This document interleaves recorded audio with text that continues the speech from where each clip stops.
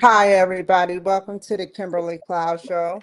I'm your host, Kimberly Cloud. Today, I have another, for a third time, a special guest, and I'm happy to have you here, TJ. So, the last week we discussed more around your work in therapy and clients you work with and the impact they had. Today, I want to take a different approach that focuses on your lived experience, your career history, and also the issues my audience is facing that they're looking for support and ideas to how to comfort them from both lived experience and clinical knowledge. So let me start with this question. Before you ever help anyone examine their core beliefs, what belief about yourself had to be dismantled first? And what did holding on to it once protect you from feeling? That's actually a really good question around because you're right. My job is around core beliefs and helping people break patterns that are built from those core beliefs. And, you got to practice what you preach. And so one of the first core beliefs I really had to dismantle was that I'm not special. I think this belief came from this place of wanting to make sense of my suffering, make sense of childhood pains, make sense of this feeling of being an outsider, not belonging, not feeling like the underdog. It's like, people read Harry Potter. It felt like for a long time, I kept holding to this belief that I was waiting for my Harry Potter letter. Like something was going to tell me I'm this special person here to do something special. It created this savior complex where I thought that what I was here for. But when I had to stop and I really look at myself and accept that, no, I'm just another human being trying to exist and live in this world, that I am not special.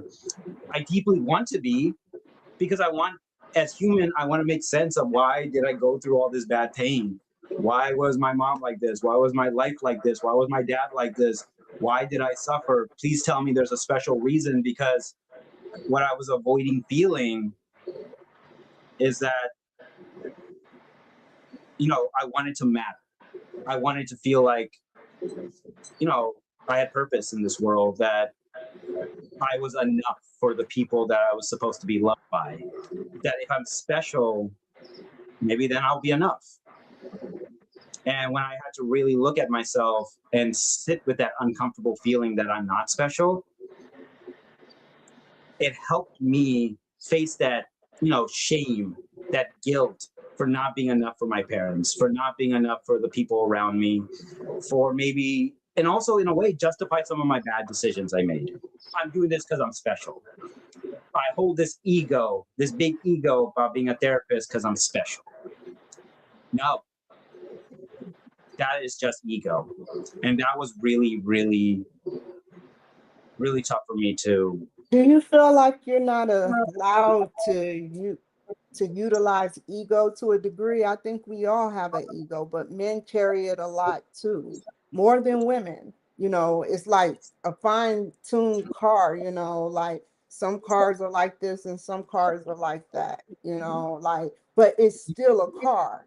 That Yeah, no, doesn't make that you makes not sense. special. I think the idea is, what's the ego driven by?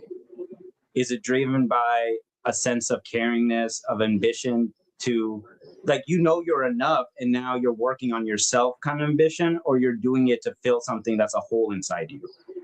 Because when I look at ambition and I look at why it's there, what's driving it, you realize, like, okay, I want to be one of the greats. Okay, what does that mean? What does that mean at all? Like, how are you going to be one of the greats? When I really sit down and ask myself the specifics, the details of what that means, it's hollow. I just want to be one of the greats, but I have no idea what that means. I don't know if when I'm gonna be that, and also if I would feel what I'm trying to feel, what I'm trying to chase. there's a hollowness. It's not a guarantee that I will achieve it, but I kept chasing after it. And once I stopped and looked at myself and really, really had to be uncomfortable with that idea, like my ego can be healthy. I use my ego to help people in therapy. But if I'm using it to make myself feel better about something that I never got as a child, then that's not healthy ego anymore. It's good to have an ego. It's bad when that ego is used to like fill something that you need to really look at inside and work on. That's what I tell people. Ambition is great. It's beautiful. Not when you're using it to avoid what you really need to work on. Does that kind of make sense? Yes. Yes, it does. It definitely does, you know.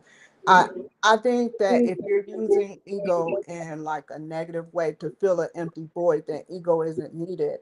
But we all have to a degree, challenge ourselves and like sometimes we have to compete, you know, like there's millions of podcasts out there that are better than mine, and it's me. But what keeps people coming back to me, you know, whoever keeps coming back to me is worth it. And so I think that your ego is needed, and it's both a gift and a curse, I guess, because it's needed to wake people up, you Yeah. know, certain people, but you know, I it would may be something you need to work on, possibly. But I don't think it's nothing bad. I personally, I don't think it's bad. I think it's necessary. You woke me up. Yeah, no, girl, I love my ego. It's not a bad thing. It's just when that ego is driven by this idea of need to be special that I'm gonna like I had to really like this is my last point is I had to stop believing my worth came from being exceptional rather than what it really came from. My authenticity, my honesty, my humanity. That's when my work is really strong. When I give up on this idea that I need to be better and that I'm just like everybody else. That's is what my ego is now. And it's hard still. There's still moments where I want to be the best, but I take a step back and I say, what am I really going to get from that? Nothing. What I really need to cherish is not trying to be exceptional, but keep being authentic, be authentic to who I am and bring that into the room as a therapist and as a person. Well said. You did not choose the safest or most expected path. What did choosing this work cost you in approval or certainty? And what did it give you that success alone never could? Choosing this path, it cost me approval. It cost me, acceptance from my family, acceptance of like following the traditional ideas. I was supposed to become like a doctor or a software engineer. I should have went down this path. I should be married with 3 kids and a traditional Indian American like house. And instead, I fought all that. I cost me all this approval, all this chaos, like everything, but it gave me alignment with myself. I never questioned if I was meant to be a therapist. I don't think about that question. It never comes to my mind because I know as much as sometimes I hate it, this was the exact field I was meant to be in. It's the field, like my partner tells me, TJ, the way you talk, you could have been a politician, you could have been a lawyer, you know how to like pick out details on things. And I was like, yeah, but I'd rather be a therapist. I like talking to people. I like helping people. I don't want to help people get into worse situations or pretend to say something and not really hold my ground. I'm a big believer of practice what you preach, and a lot of politicians don't do that. And therapists have to do that if you're gonna talk to me about helping you. So I became a therapist because I know what's it like to struggle and just live in resentment and pain and just feel like life is just survival and hardships. I've come from the other side to say, hey, it's possible. There's something greater. There's something greener on the other side. I promise you that. Let me guide you through it because I hear you. I've been there. I've been in the abyss. I've lived there. It cost me a sense of following trends and tradition, but it gave me everything of who I am. And I believe strongly what happens, happens. You cannot change the past. If I have any regrets, one of them will never be that I chose to be a therapist. At this point, I embody therapy. It's who I am. And I will never frown or reject that like identity for me. Well said. You don't even know it, but you've reached self-actualization through your job.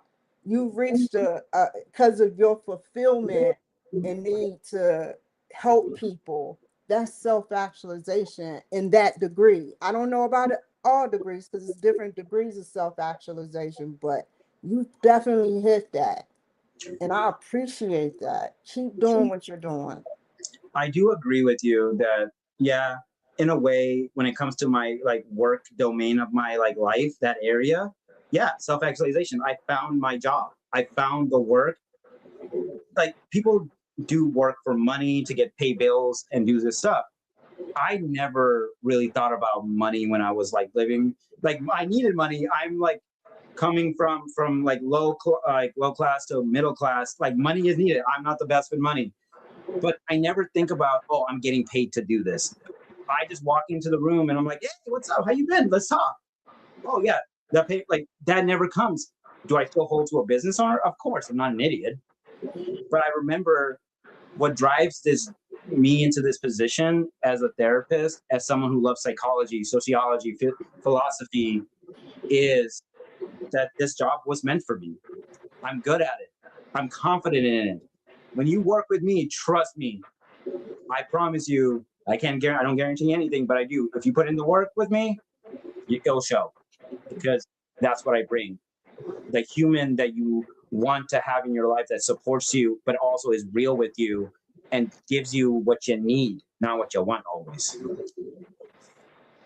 Yeah, like it's not about what you want, like for instance, I can sit up there, you can tell me how you feel, and I can tell you how I feel, and you can give me a good suggestion. But since it's out of my box, like you said in previous videos, it's like I don't want to do it, and it's like we got to step out of our boxes. So thank you for those insights. As a woman who is deeply involved in her work, I'm thinking about my audience right now, especially women who are ambitious but exhausted. I love to hear how you see these issues show up in women's mental health as a therapist and someone that worked in a woman dominated field. I can speak to, so I'm going to just say, I am a male. I am working in a woman dominated field, and I am very aware of that. One thing that's interesting is being a minority within a minority of your own field.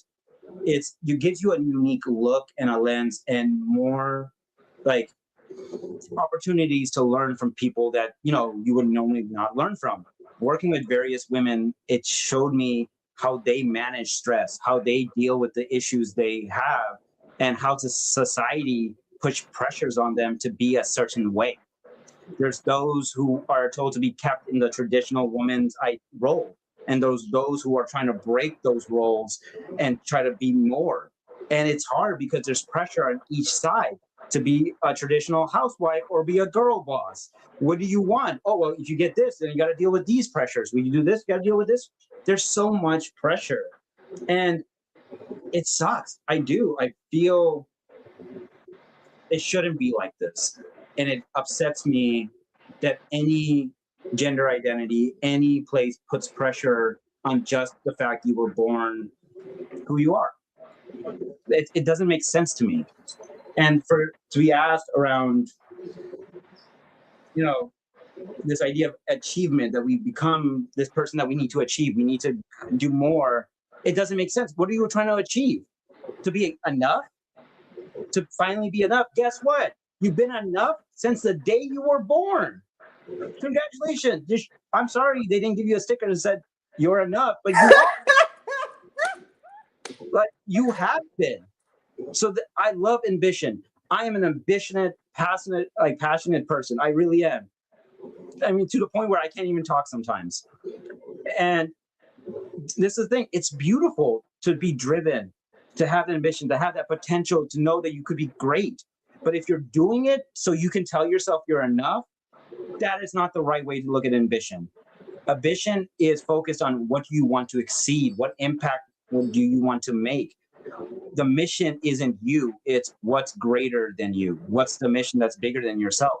When we talk about egos, if my ego is driven by what I want, then I'm never going to reach that level of success, because I live in a society, I live with people. What's the mission greater than myself? That's the question you have to ask for yourself, because that's what you put your ambition into. What do you want for yourself? Not that, okay, if I'm successful, my mom will love me, my dad will love me, I will be enough, I will be special. No. There's a movie I love, The Social Network. And I use a lot of pop cultural references in my therapy, so get ready. In The Social Network, at the end of the movie, spoiler alert, he's in the court battle. He's now a billionaire or a millionaire or whatever, but he's still trying to refresh the computer to see if this girl will friend him on Facebook. The website he created to just friend him. He's successful, but he still wants that one girl to like him. He wants to be enough for that one girl. You have $1 billion. Money will never heal that inner pain. Trust me on that one. It doesn't. But when you really sit and work on it, yeah, you can. That's what I would say to that. That is so true. If ambition is one way, like you said so much, like money cannot heal your problems. However, it can alleviate the stress of and help with Oh avenues. yeah, But it will the give you mental opportunity. aspects, if you have depression, you're still going to have depression unless somebody can create a drug that makes you not have depression, Oh my God, technology wise. girl, there's a funny quote that goes like, you can cry, like doesn't matter how much money you have, you're gonna be crying in a Lambo or a Toyota. You're still crying though. I agree. I definitely agree. That is true. Me, I want to relate this one to me. I like, sometimes it's healthy to cry. What do you think about that? Like, it's No, healthy to cry no, once you're a a human day? being. Here's the thing. I work with so many people that cry consistently. I work with officers who don't get to cry, but in therapy, they're finally able to like break down their emotions. I work with men with egos that are so like cognitive, but then when you sit them in their bodies, the emotions come out. The hurt child is still in you. You can show me all this anger, all this ego, but I know there's a kid in you that's still crying. Your body needs release. How do you release emotions? I don't know. When you're sad, doesn't tears come because you're releasing that emotion? Your body is seeking relief from that emotional sadness that's in its body. So if you need to cry, cry. I'm not saying you got to go cry in front of everybody, but take a minute, sit with yourself, feel what you got to feel. This is a great strategy. Put on some of the saddest music you have, like a playlist, and sit somewhere. Give yourself 15 minutes and say, I'm going to listen to all this sad music and I'm just going to sit in my feelings for 15 minutes. And if you cry, come out. If you get angry, let it out. Don't hurt anybody, but say what you need to say. I am angry, whatever. Put the music loud. Then after 15 minutes are up, put yourself back together. You have that good cry and get on with your life. But take that minute. That's self-care. Why does it have to be hokey? So who says that? Society? You mean the society, a bunch of idiots that, are trying to manage everything? Society is not the person I'm going to listen to about crying. When like psychologists, therapists, everybody says it's okay to cry. Well, I do feel better when I cry. Then shouldn't you probably do more of that? Why does it have to be hokey? Fine, it's hokey. You still should do it. Does that kind of make sense? Yeah, right on. Like you have to allow yourself at least 15 minutes to cry. You know, like when I cry, like I don't I feel so, and I was like just let down. Like I talk about a subject, I release the energy, I laugh it off, and I move on. I don't, Mhm. but now with me, I'll be very clear. The scars, what happens, the reoccurring scars can cause a traumatic event to arise where, Mhm. I feel like not anger but annoyance. However, I don't let it get, if it gets to a degree where I'm doing something violent, it would never get to a degree like Of that. course. I have too much to lose. You see? Yeah, it's just the problem is people that when they're angry forget they have so much to lose. I have clients who will call me in anger because I offer crisis calls, like in anger, and they're yelling and screaming. And I always tell them the same thing. Okay, you get angry and you punch a window, you're gonna calm down. Who's gonna pay for the window? Oh, you? Do you want your angry self to cost you a window? That doesn't make sense to me. Feel what you gotta feel. It's valid. You are angry. I see it. But I'm not gonna justify your actions in anger because you're still responsible for those actions. Holding I agree. accountability is not bad. Like you don't, if you're angry, say it. Go smash, like if you want to smash something, go outside. Like there's another movie I love, Office Space. They take a printer that they hate and they get a bunch of bats and they're playing some like really like aggressive music. They're bashing that printer. Do that. That's okay. As long as you're not hurting anybody else, but you're releasing stress and emotions, do what you gotta do. As long as it's safe and you're not hurting anyone and you're just letting off steam, go for it. I tell my clients, hey, what is a device you hate? What is something that you wish you could break? Are you using it? No, go break it. Here's a bat. Go for it. Let's go outside right now. Like it's a way to release.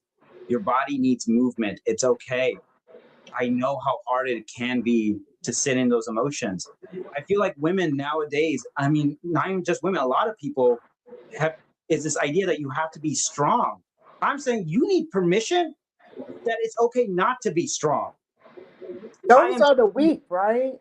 yeah, no, it's kind of like it's okay to be vulnerable because you can't be superwoman all the time. You can't be Superman all the time.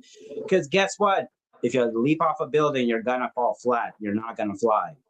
So if you can't fly, you're probably not Superman. That means you're human. That means you're gonna need to cry. And yes, Superman cries too, if anyone wants to point that out. But just, like I it's so hard and so frustrating where you're trying to get someone to feel their feelings, but they're held by these beliefs, these ideas that crying is bad. If I show my emotion is a bad thing. No, you're feeling for yourself. You're not justifying this or justifying that. You're being a damn human. So, you know, get ready because you're gonna cry with me. As I was saying. Well said. Many women listening are capable, driven, and outwardly successful. At what point did you realize that achievement was no longer giving you the sense of meaning or relief you expected it to?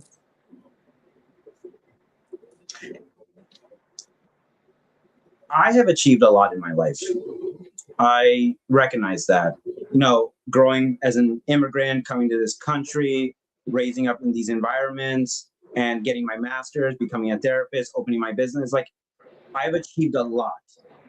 But one thing I have never felt through every achievement is that sense of relief.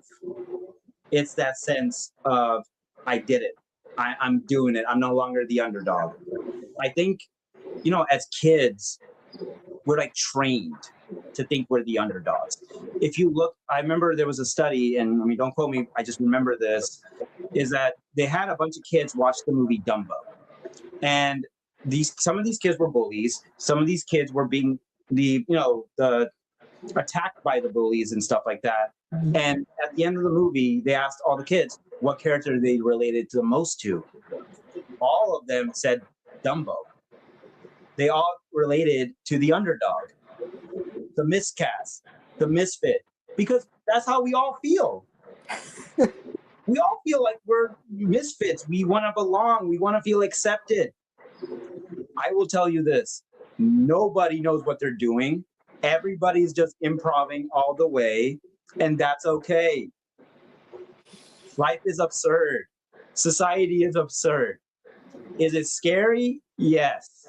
Is it absurd and funny a little bit? Yes. We gotta laugh at what doesn't kill us, and we gotta cry to heal us. That's what I tell people. It's like when I got achievement, I didn't feel different. I didn't feel, hey, my wounds are healed. I'm perfect. I did it. No, I just felt hollow.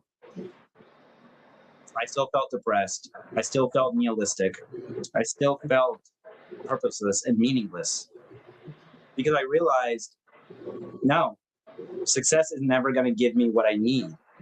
And I hate to admit this, and my partner is going to love this. I need others. I think my relationship with my family severed my ability to like connect with other people.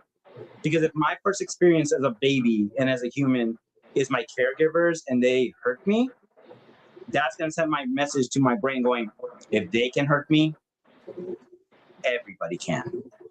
So I need to be in survival mode for the rest of my life. Do you think there's people that are negative that probably, sometimes certain people gravitate to negativity or maybe moderately gravitate to negativity or maybe at Yeah, none? 100%. That's everybody. Yeah. A lot of people, and wait, not everybody, almost everybody, ranges. But what I've noticed is that it's easier to gravitate towards negative thinking because let's be honest, what does negative thinking give us? Safety, cautious. Like, hey, if I think about the worst case scenarios, then I can never be harmed because I'm being ready for it. But isn't it interesting that even if you prepare for it, it still sucks when it happens? So holding on to that negative thought, holding on to those negative scenarios, what did it get you? You're still feeling what you're feeling. You're still dealing with the consequences. You're still dealing with the situation. It's easier to go negative because your brain is telling you, hey, if you think of the worst stuff, then we don't need to worry about all the good things or all the problems that could happen. No, that's just going to keep you in a negative place. Then you're going to expect negativity. You're going to expect negative reactions. You're going to expect a negative society. Remember, things are uncertain. You do not know what's going to happen tomorrow. Your brain can tell you 100 things of all the worst things, but it cannot predict the future. So if it cannot predict the future, isn't there a possibility, even if it's a little bit, that good things can happen tomorrow too? Yes. Yeah, both good and bad things. The amount of times my clients get afraid to do something and then they come back after doing it and they tell me the same damn thing. Oh, actually, it wasn't that bad. Really? So all those bad things in your brain, yeah, no, it actually wasn't that bad. Shocker. Most of the times it's in the middle. Yeah, you have to think, sometimes things isn't as bad as they seem, especially in other people's situations. I've seen that. I've definitely seen, and I've given advice to a lot of people because I don't give negative advice unless it's needed. If that makes any sense. Mm-hmm. Yeah. And like going back to like this idea of like, achievement and a sense of meaning. Simply, no. Achievement gave me nothing. I mean, I'm successful. I'm happy. I'm doing better. I'm like doing well for myself as a therapist. But what really gave me meaning, to be honest, I hate to say this, I really do, is my partner and our cats and my friends. They make me feel special. I think it's the relationships we have. It's people in our lives that love us and make us feel special. It was never my work. It was never this. I remember this one moment that has stayed with me. I was, I'm a perfectionist to a point where it hurts me. And I remember trying to draw something and I couldn't get it right. The lines couldn't be perfect. And I kept ripping the paper up, throwing it away, trying to do another line, ripping it up, throwing it. I needed this drawing to look perfect. And I felt my child self crying because it's like, crap, I'm 33 and I'm still acting like I did when I was 11 or 10, getting upset because it couldn't be perfect. But then after I'm in my tears and I am wanting to give up, I get a notification. Someone posted a review of me as their therapist. And it was this really long review. And he talked about how he came in and how they were dealing with their issues and working with me and the benefit and like how my style helped them. If I broke down because I so badly wanted to be perfect for myself, but I was enough for that client.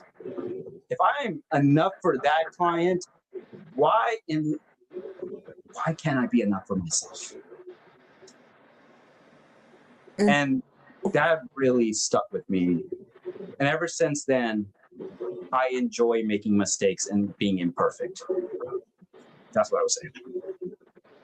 I would like to say on worldwide streaming, and I mean this from the heart, that you being who you are as being from another country doesn't, you are more than, people like you are more than welcome here. Don't ever fear people that come from other countries. They have to fight to be the best. Some do it the wrong way, but you have a wife or a girl and your animals, you're doing good. You can run circles around you.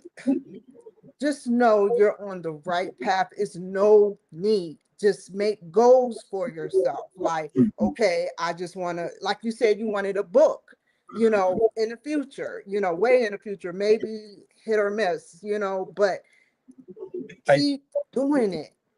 it's hard, I think, for a lot of people because I'm gonna be honest, people scare me. I don't like social media. I don't like digital worlds. It's scary that, what do people focus on? Negative comments, negative reviews, anger. They criticizing everything. Everybody has to have a point of what they need to criticize. And you could do the best job in the world. You could give your 100%. Someone will still find a problem with it. And they'll tell you, well, don't focus on it. It's like telling someone who's depressed, go on a jog. That's enough. No, it's hard not to focus on it. I want to be liked by everybody. Who doesn't want to be liked by everybody? We're all human. We all want to be liked. Because if I'm liked, I'm accepted. I belong. It's scary to write a book. It's scary to put on a podcast. It's scary to be in this environment right now. But that's what we do. We face our fears. Because when you face a fear, when you know you're scared, isn't that courage? That's what Yes, I'm it saying. is. I want to do those things. And they still scare me. And I'm still working to get to that point where I can let that go. Because I am a man. As much as I hate it, as much as I hate to admit it, I have an ego. And that ego is still that child that's scared of getting criticized by mom and dad. But this time, mom and dad is the world. And that's scary. I see people's reputations destroyed because someone heard something out of context and now someone's reputation is gone. Do some people deserve it? Yes. Not everybody deserves it. There are probably strong, powerful people in this world. There's kids, teens, adults who have a strong message, but will never say that message because the world is too scary and too harsh to even say it. If I go online right now, I'm going to see a lot of angry comments about a lot of angry things, every issue, everything. Why would I want to speak out? Why would I want to say anything? Is it worth my time and effort to watch my entire life get torn apart because I messed up on one or two things? I don't know, man. Look, I'm only speaking for myself. I don't know about other people. I just know that there are probably a lot of strong people that don't want the criticism, and just I wish they could have this space to talk.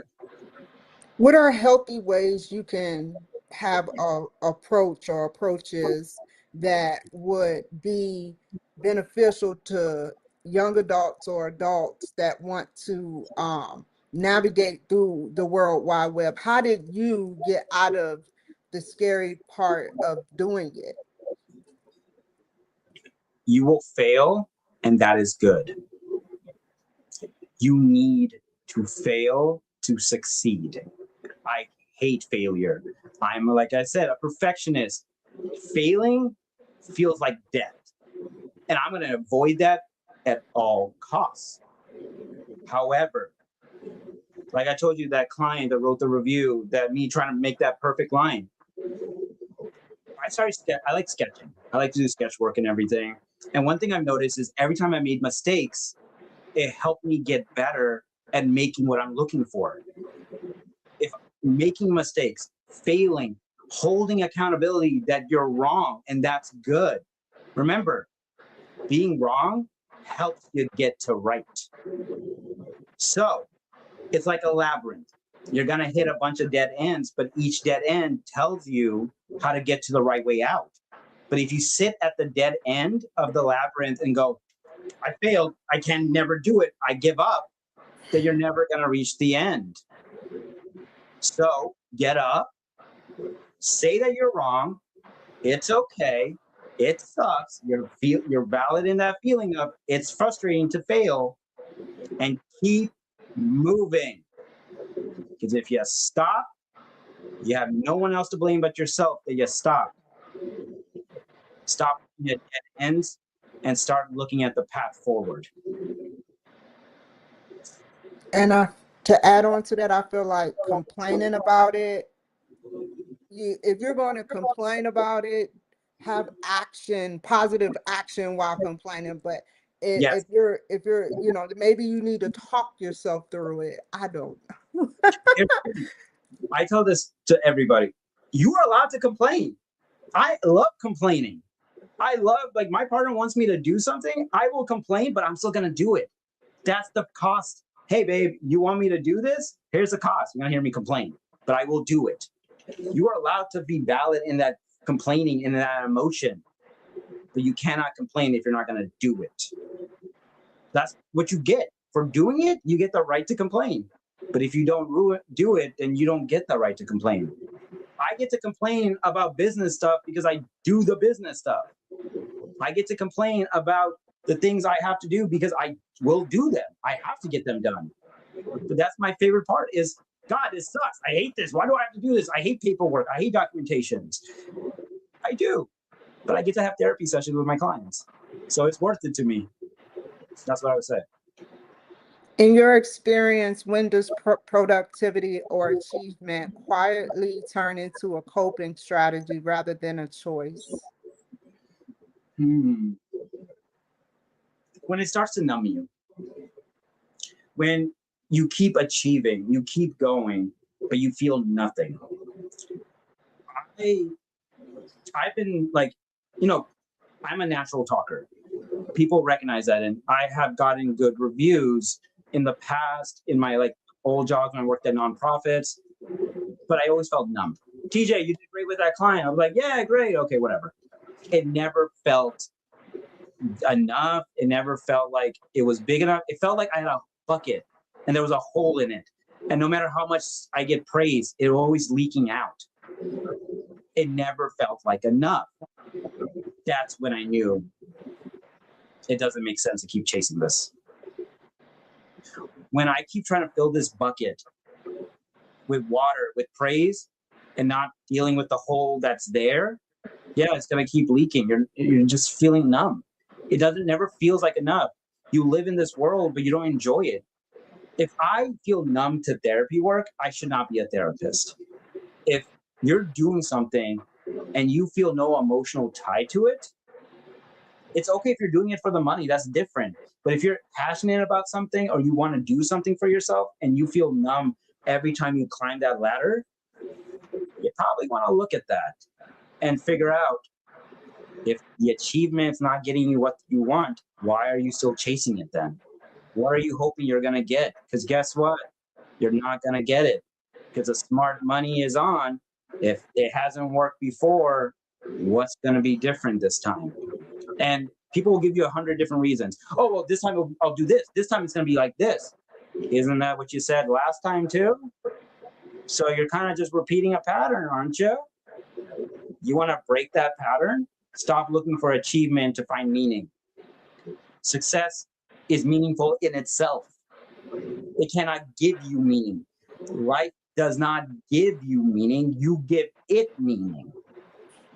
So stop asking for it and go make it. I like that. Oh, I like that. And you know what, the ready to my life, it used to be like I was chasing that meaning and it didn't have any meaning, but now like when I was at with my first master's, I was at the University of Phoenix and I took a psychology class. I felt a couple of them and it's because I wasn't applying. I didn't really want to do it, but it was the right thing to do, but it wasn't for me. So I decided to switch majors and it was like it now I have meaning. Now with my going for a degree, I have meaning. And I get what you're saying. Yeah, like that's why I tell people I'm an existential therapist. I look at meaning and purpose and philosophy. I get to the root cause that's keeping you stuck because I want to help you transform into that self-authored person. You live to who you are, to your values, not what anybody else tells you, because that's what I had to do. So this is what I'm telling you. Trust me, I asked for meaning. I went to looking through religions. I tried spirituality. I tried to look at different things to give me meaning, but nothing ever did because that's not how it works. Think of coming into this world like coming onto like a canvas. The canvas is blank. It's not going to give you anything because it's blank. Your job is the painter. You're going to paint the canvas of your life. But the moment you give that paintbrush to somebody else, and they're gonna paint what they believe is good for you, what painting you should have, and you're gonna follow along with it because you're telling yourself, well, they know best for me. But why I don't feel connected to this painting? I don't know. Maybe because they created it, not you, and that's why it doesn't feel as like. That's why I tell people I can't give you what you want. You have to give it to yourself. I will support you in getting there, but you have to do it yourself. That's how it works. Meaning is given by ourselves. You have to say the words. You have to put in the effort. I will guide you through it though. You want to be the one to paint that canvas. So ask yourself this. How many people have had your paintbrush? How many people have put their mark on your canvas? And aren't you tired of it? So if you're tired and you're exhausted of everybody else having your paintbrush, grab it back. It's your paintbrush. You were born with it. And start painting. That's what. So cool. Okay, you talk about mastery, meaning, and legacy more than simply helping people. What is the difference between helping and mattering? And when did that distinct become clear to you? Distinction, sorry. Helping someone is an action. I'm choosing to put my time because everything comes with a cost. I am sacrificing time and effort to be with someone for an hour. So the difference between like mattering and helping is one is about effort and the other one's about legacy. When you matter, it's about just caring, creating impact, just paying it forward. I make a client come into my room. The rest of the world does not exist anymore. I tell my clients, my therapy office doesn't exist in the world. It's a point outside of time and space. In here, you're a pause from your story. You're not in your story. This is like purgatory. In here, It's a forge, and we're gonna put you through the fire. So when you go back into your story, you're stronger and more resilient and ready to face it harder. Helping is caring. It's an art form. It's being able to listen actively, hear this other person, not from your point of view, but putting yourself in their point of view, where even if their actions are terrible, you kind of get where they're coming from. Like, yeah, I would, if I was pretty mad, I can see in that context of being you why you would have done that. Like, does that kind of make sense? Yeah. I'm going to validate the context. I'm going to validate the emotions you're experiencing, but I'm not going to justify your actions because that's you. Yeah, I did that. You can feel something and sit with it. You can think something and sit with it. But the moment you start acting, you're going to have a ripple effect everything around you. It's so it is so hard when it's a ripple effect. One thing I wish, and I'm going to try to change, is the reaction, you know what energy transference is, right? Can you explain to my audience what energy transference is and how if somebody gives you negative energy, you probably have to act just as negative towards So, them? oh, you're going to love this. So Yes. in therapy, so energy transfer, think of it more like there is transference in therapy. I work in a way where I mirror my clients. If you come, like, best example, I worked with this 9-year-old, and he used to, like, he came in, mom was going through a lot, and she's been having trouble with him, like cussing, anger. He was like a 9-year-old kid. But when he was in therapy, he kept making jokes about death. He kept saying, "Oh, I want to die." Like, he knew, like, because he didn't think he was going to get in trouble. His mistake, he got me as his therapist. So and for me, I'm like, if you're gonna be a jerk, I'm gonna be a jerk back. I mean, I'm not gonna be mean to a kid, but I'm gonna be very direct with a kid then. So I told him, "Oh, you're thinking about dying a lot?" And he was like joking around about it. Like, "I guess I have to send you to the hospital, man." He's like, "What? If you're gonna talk about suicide over and over, that's a concern. That's technically that is true. If you talk about death, I have to do like an assessment on you." Here's the other half that he doesn't know. I'm not just going to send him straight to the hospital. You get what I mean? I wanted him to understand the things he's saying and the ramifications and consequences of the things you say. He was never, like, his parents had trouble, like, with discipline and everything. How old is he? 9 years old. Yeah. And I get like a bunch of 9-year-olds and like. Can I ask you what about their parents made him have his personality? So I don't ever say it's the parents on this one. In this specific case with this client, I think he did not know how to, like, express what happened. I can't give any details, but I can tell you, like, family was going through a lot. He wasn't dealing with it, and it was coming out as this attention-seeking behavior. But when he met me, he got upset. What? I don't want to go to the hospital. I don't want to do this. I don't want to be like this. He's like, "Well, dude, then why are you talking about suicide? Why are you talking about, like, things like that? You shouldn't be talking about that." And he goes, that's not what I meant. I don't want to be in therapy." At the end, I stayed with him for months. He ended up loving me because once we get past that energy, that jerkish energy, we see the person underneath. He was a nice kid. I love talking to him. He was fun. We were humorous together. At the end, and I will still remember this, we wrote a story together about his journey through therapy. And, you know, he had like an animal, a spirit animal, like a big cat.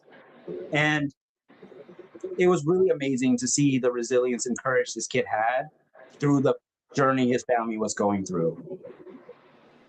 Well said. I was just happy at the end, like, I got tears in my eyes, that he was finally able to see it in himself too. That's what I would say. God, I miss that kid. Hope he's doing good.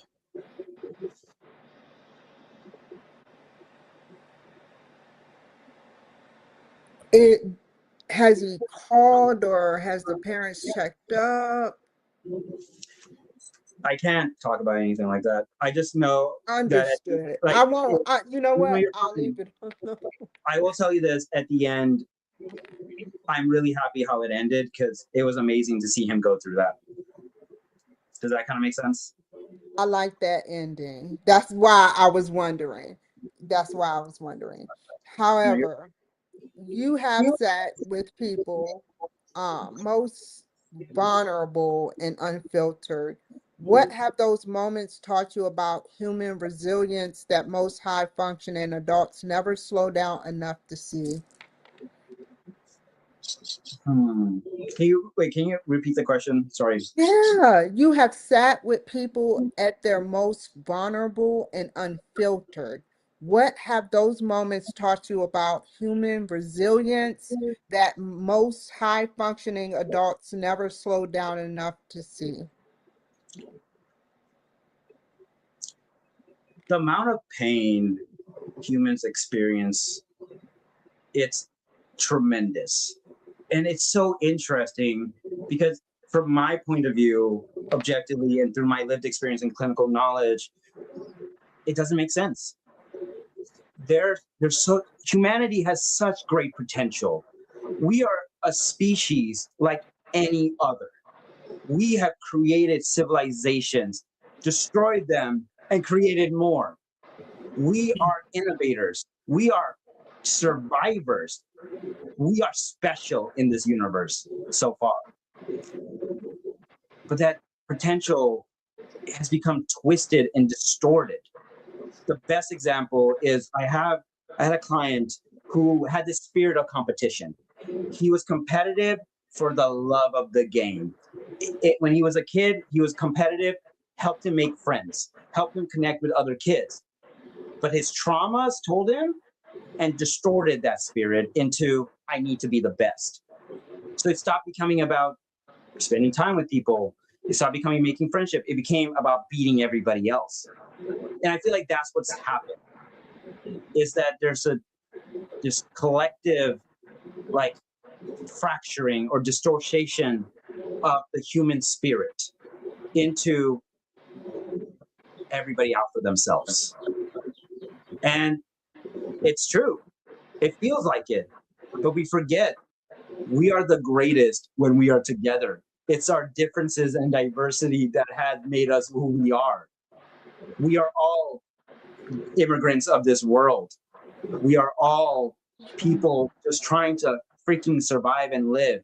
And I hate to say this, from like the wealthiest to the poorest, we are all just trying to survive. And trust me, we may not be we may not be all in the same boat, but we are all in the same storm. And until we decide to work together and make a boat big enough for everybody, we going down. And we're going down hard. That's what I would say. The potential, the pain doesn't have to be there. But when we become this idea that, well, I need to think about myself and my family only, yeah, but that neighbor is thinking the same thing. That neighbor is thinking the same thing. That dude in a different country is probably thinking the same thing about his family and him. You are no different besides your skin color or your gender identity or your nationality. Because if you look at all your tribes, all the groups you belong to, you forget the number one group. You're a goddamn human.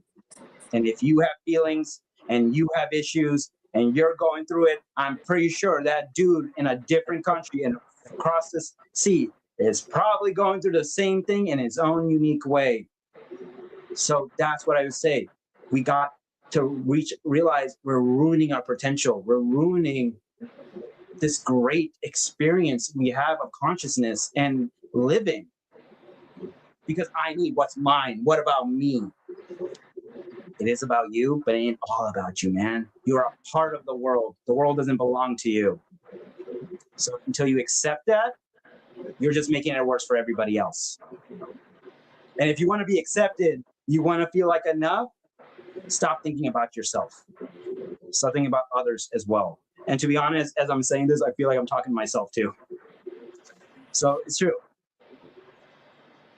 Well said. And, I feel like when we forget and we don't, we need to value each other. I think that diversity, and I think technically we're all immigrants, including Europeans. I think we're all, if you think about it heavily, it's just that who got where first that's dated in a history book. That's how I look at it because there's more to life than worrying about just the human race when there's more out there, that is keeping us balanced. People, and it makes sense. Like, I get where different sides of people argue. I get that we all want to be validated in what we experience and what we feel. Here's the thing, there's a difference between your subjective, what you're experiencing, and what's the truth and what's objective. What are the facts? You can have both your facts and your experience validated. Yeah, things are terrible. Yeah, things are hard. Yeah, I understand and I hear you. I really do. Because I feel those same feelings. Feelings are universal. I felt guilt and shame and anger. I feel the society pressure to succeed and be more. And I'm tired of it too. That emotion is great, but it will also blind you to reality if you only live in a bubble and say, oh, my neighborhood has trash everywhere and it's only your neighborhood, but the rest of the neighborhoods are clean, but you're only focusing on your one neighborhood. You probably should ask what's going on in your neighborhood and ask yourself, what's the bigger picture? If you're focused on the details and your experience, then you're blinding yourself to a bigger story that you are a part of. You are society. You are a part of this. You have to acceptance of that, because once you do, you learn to pay it forward. I don't like people. People scare me. I hear you. Sometimes I really hate people. And I still give the benefit of the doubt. It's a great saying was said, I may disagree with everything you say, but I give you the right to say it. But that thing is, who determines that? History is written by the winners. Who gets to determine what is okay to say and what's not okay to say? Who determines what's perfect and not perfect? Who determines the definition of the words we use? Because at the end of the day, me and you may be saying things, but what are you hearing versus what's really being said? Perfect example. I had a client, there was a refrigerator door incident. His wife asked him, hey, should we get someone to fix the door? And he goes, what, I can't fix doors? What, I can fix the refrigerator door. Why do we need to get anybody? And I sat him down and said, what did she say and what did you hear? He's like, well, she told me I couldn't do it. No, what did she say? She said I couldn't do it. What did she say? What did you hear? I need you to tell me that I'm not enough. You mean like how you felt a long time, like that wound in you? So you reacted because of an emotional wound you've been carrying? Because let me ask you again, did she say you're not enough? No, but that's what you heard and that's what you reacted to. Yes. Then ask yourself this. Why don't you be curious about your own interpretations of what is being said? It's okay to be skeptical of yourself sometimes. Humans are biased. We're going to believe ourselves over other people. Does that kind of make sense? Yeah, I think we do that all the time. And I'm Believe guilty of ourselves. it too. If it wasn't for my partner checking my ego, trust me, I'd be worse. So I appreciate her calling me out. I appreciate her because I don't see it as attacking me. I see it as humbling me. And sometimes I damn sure need to be humbled. That's what I would say. That is well said. So ego is often treated like the enemy, especially for women. How do you understand ego in yourself and in your work without letting it take over or run the narrative? It's easy to want to be right. The amount of times I have clients who say, yeah, TJ, you were right about that. Yeah, TJ, you're right. It feeds your ego. It makes you feel good when you're right. It makes you feel valuable, valid, like you matter. You know what the worst feeling is? Being right. If I'm right, it means your problems are pretty bad. If I'm right, it means you're going through a lot right now, because I'm going to call your core beliefs. I'm going to call out the things you don't want me to call out, because I'm going to be right about it. And guess what I've learned? It's not fun. I want to be wrong. I want to know that I'm wrong, that you are doing great. I want to be wrong, that your life is good, but I'm not. Ego can help you in certain places, but if you need that ego to exist, to be around, then is it really helping you, or is it a prison at this point? You And know, I'm not a competitive person. However, like sometimes when I have to, when I'm backed into a corner, I have to be competitive, if that makes any sense. yeah, it's it's like what do you say, like a cornered animal is gonna want to bite for safety. Exactly. My question is, why were you even put in the corner in the first place? Like, get what I mean? You shouldn't. Sometimes I'm gonna be honest, sometimes I will walk into something to get a positive result, but I have to go through certain things to get there, and those things like intercept all the time. So I'm just like, what I'll do is I have to be competitive. I have to act a certain way in order to get what I need, that I need and not want. It's not that I want something. Everything that I get, I need it. Yeah. How do you distinguish the want versus the need, though? How do you tell what's a want and what's a need? Because Okay. then you have to ask yourself, well, how do you define want and need? Mhm. What's your definitions of it? Well, it's like versus my need. Needing, I needed this salad. Wanting, I want, like, I don't know, a smoothie, which I finally bought a smoothie machine. Oh, cool. So, I'm like, I'd rather just, like, So I here's the thing. needed the blender. Let me ask you this. Did you want a salad, or did you need food? I, I, I need food, You need, but yeah, did it have to be a salad? yes. No, no, no, no, no. Ask yourself this. Like, human like, did you need, like, require it needed to be a salad, or because you're, well, for whatever reason, wanting a salad over a burger or over like fries, you want a salad but you need food. I need food, but I wanted a salad. That's true. That's a fact. Yes. Okay. That's what I'm saying. A need is required. You can't live without it. A want is like a recommendation. You don't have to get it, you don't have to take it, but you're choosing to. Get what I mean? Hmm. I want a shelter. I want relationships because I need people. What kind of relationships? Well, that's on me. That's the want. What kind of people do I want versus the need of needing other people? We're human. We're going to need other people. We're social animals. But you have the ability to want what type of person has that thing. Get what I mean? You got to remember there's a difference between what you need and what you want. And sometimes what you need, you may not want. Sometimes you want a comforting therapist who will validate everything, but that's not what you need. Sometimes you need me. And it's going to be challenging, but you'll be rewarded at the end. It's kind of thing. Why do you think that you because I'm gonna be honest, you do stand out. And I don't Oh, I'm gonna trust be me, I honest know. again. You are special, based on everything I heard today. You're special in your own way. So I'll go to question 9. For many women, self-worth becomes tangled with competence and output.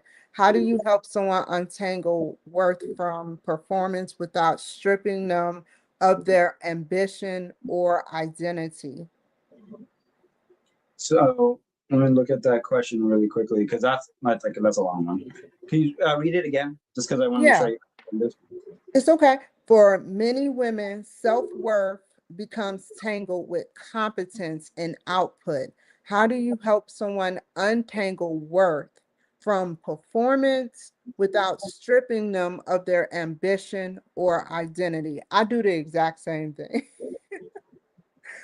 Well, my first question would be is, what are you hoping to get? What are you chasing? Because ask yourself, we're all chasing something.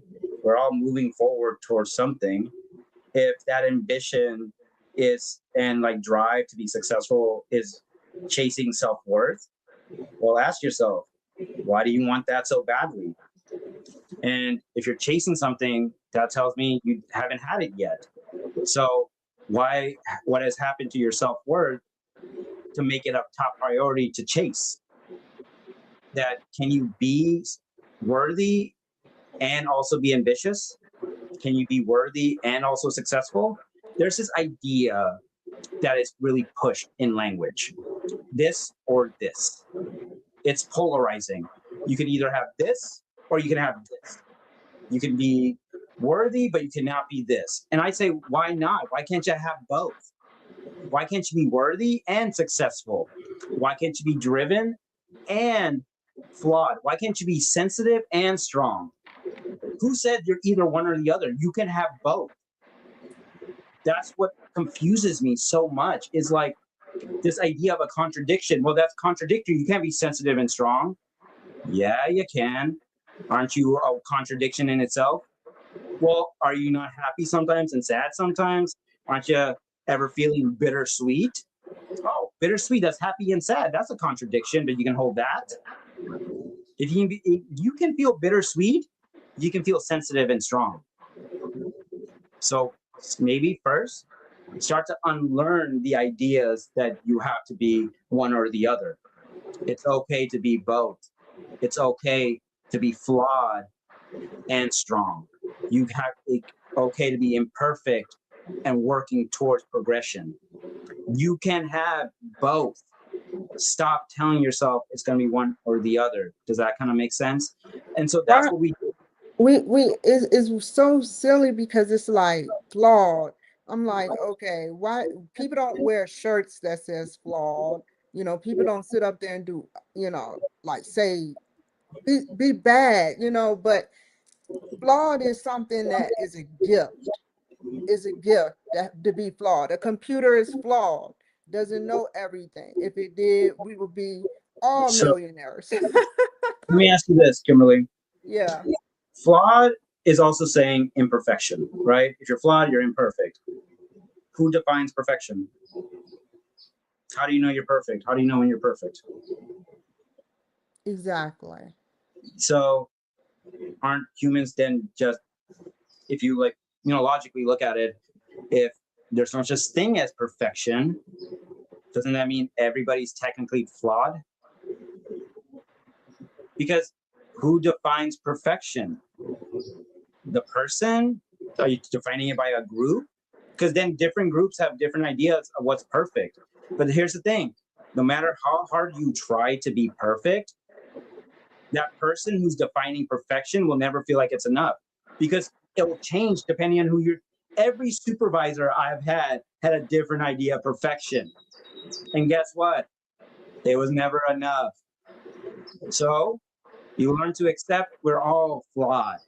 We're all imperfect. We're all problem childs. We are the universe's problem child. We are the Earth's problem child, and we're complaining and bickering and yelling, saying, I want to be perfect. Okay, define it. What do you mean? How are you going to be perfect? What does that mean for you? Let's find a way to get you to perfection then. Well, I need to do this perfectly. How are you going to do that though? Well, I want to be perfect right away. How are you going to be perfect right away? Because you need to make mistakes and practice and get to perfection. So, I mean, how are you going to ever be perfect? Yes, because we're all imperfect. We are all works in progress till the day we die. And that's something you have to come to accept. Is it uncomfortable? Yes. Is the lies you've been told as a child not true? Sorry. Yeah. There's no such thing as perfection. If you can find a perfect human, good luck, because I've been doing this job for a long time and I have not found one. And no, I'm not perfect either.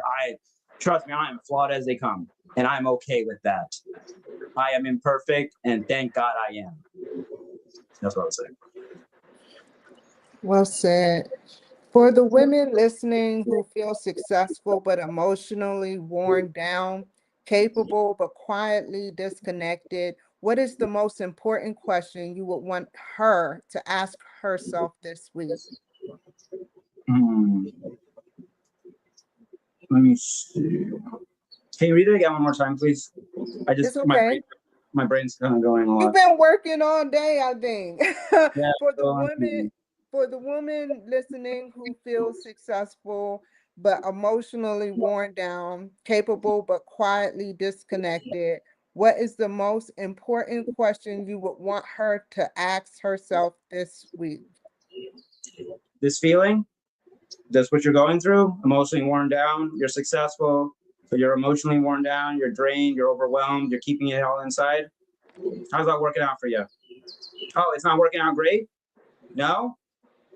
Do you want to change that? You're tired of that? Are you really ready to do the hard work? Are you willing to prioritize your health, your mental health? Because guess what's going to happen?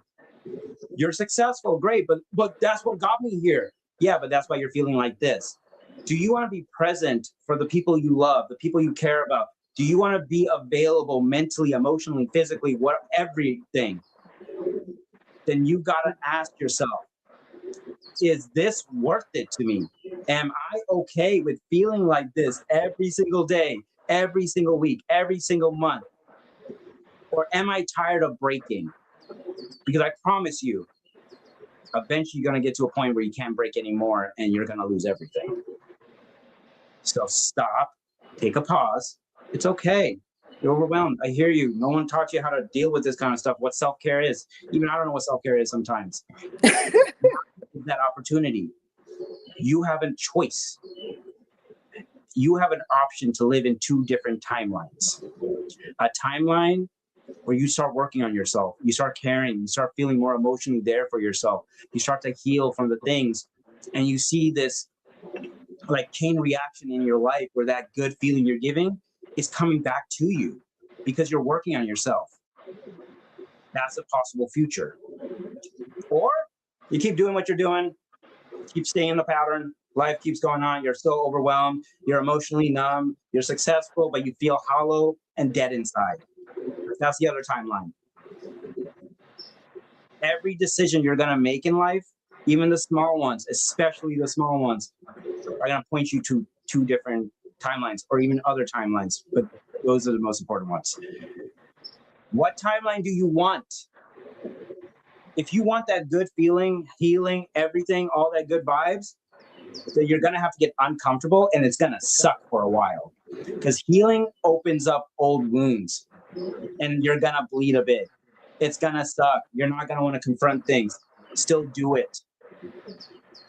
And I cannot guarantee anything, but I promise you, if you put in the work, that future you that's living in happiness, being content, feeling connected with yourself and the world and your family, all these things that every human freaking wants is possible, but you're gonna have to make some different decisions. And if you can't do it, that's okay. Maybe in the future you will. But then you're just prolonging your pain. So ask yourself, is this worth it? Or am I just tired of being freaking tired? That's what I was saying. How do you cope with it? Possibly, losing everything when you about to hit 1 0 to 10. It's interesting. There are days where I feel the most empty. I'm still a work in progress. I'm still dealing with trauma. I'm still dealing with family. And some days it feels like waking up, the day in the morning feels darker than the night. And I always have to ask myself, do I get out of bed or do I just stay here? Every morning, I hate it. I hate it so much, but I get up and I go take a shower. I remind myself that this feeling will pass, but my actions will decide the next feelings. It's a reaction, it's a ripple effect. I have to consistently remind myself that this feeling isn't permanent. Because if there's a phrase I've taught the kids I worked with, and this is the main phrase, feelings pass, actions last. Your actions will have ripple effects. Your feeling will feel now, but you're not going to feel that in a week or in a day. Your feelings go up and down. They're like roller coasters often, but your What actions will. happens if you not like something hits you left field to cause a chain reaction of your actions? You know, like then you get into religion, you be like, well, am I going to hell or heaven if they're, you know, which I believe in it, you know, like because of my actions due to someone else's actions. Yeah. How do you feel about that? Well, you got to take accountability. It's like what I said, admit that you're wrong. It's not bad to admit. I don't really get why people, like, I get that humans want to be right and they want to be liked, but being wrong gets you to that place. Is it hard for me to admit that I'm wrong? Yes, it really is. But once I take a step back, once I let the emotions cool down, I can say, yeah, I messed up. I was wrong. You got me on that one. I feel stupid. It sucks to feel like this. Thank you so much for letting me know. Now I just need to deal with this emotion of being wrong. And I take care of it. I soothe it. And now I have an updated brain with new, correct information. That's how it works. To get to right, you gotta go through wrong. So accountability is deeply important. You have to be willing to not dream walk life. You have to honestly cold coffee sober it through, because that's how it works. You have to be willing to challenge the world you see within yourself and admit you don't know everything. You can be wrong and you can still be accepted. Because once we are okay with all of us being wrong, we can work together on finding out what's right. Together. That's what I'm saying. Okay, and how does your job in being a family therapist, what would you bring to the table? What kind of cognitive or behavioral therapies would you bring to talk to people about if they decide to come to you before we close?